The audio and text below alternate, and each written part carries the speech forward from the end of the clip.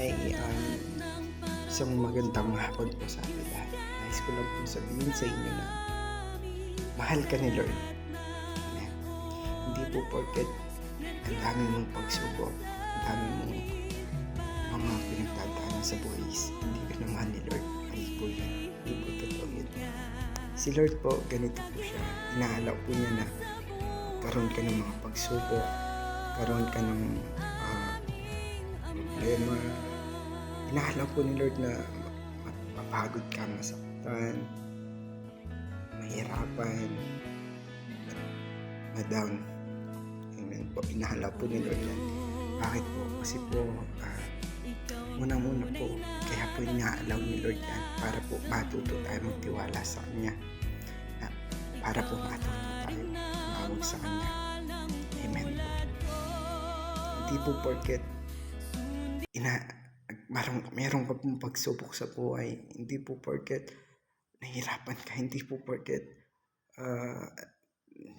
bumagsak ka is hindi ka na mahal ni Lord.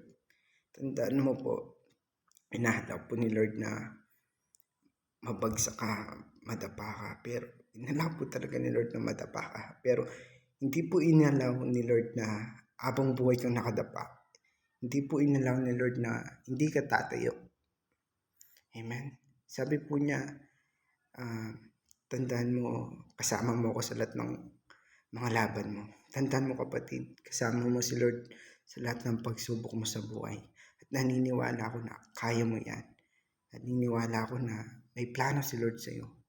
Amen. Sabi po niya doon sa Jeremiah chapter 29 verse 11, ngunit patid kong lubos ang mga plano ko sa inyo.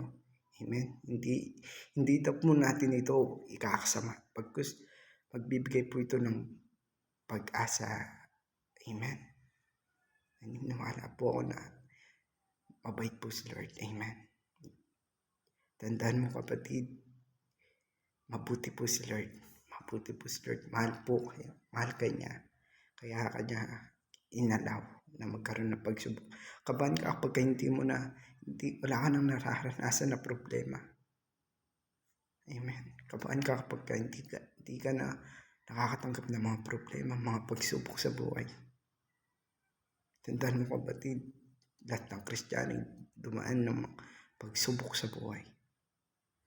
Amen. Tandaan mo kapatid, sabi doon sa Santiago chapter 2 verse 2-4, sabi po doon, mga kapatid, magkalak kayo kapag kayo dumaranas ng iba't ibang uri ng mga pagsubok, at dapat ninyong malaman na nagiging matatag ang inyong pananampalataya sa pamamagitan ng pagsubok. Amen.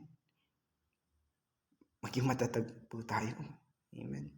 Magkalak po tayo kapag tayo dumaranas ng iba't ibang uri ng mga pagsubok. Tandaan po natin na nagiging matatag ang ating pananampalataya sa pamamagitan ng pagsubok. Amen. At sabi po niya sa salita niya, trust in the Lord with all your heart. Magtiwala po tayo sa Kanya ng buong puso at lubusan. Amen. At huwag daw po tayo mananangan sa sarili nating karunungan. Ilapit po natin sa Kanya lahat ng mga gawain natin sa buhay, lahat ng mga alalahanin natin. Amen. Amen po. Tandaan mo kapatid, mabuti si Lord. Amen.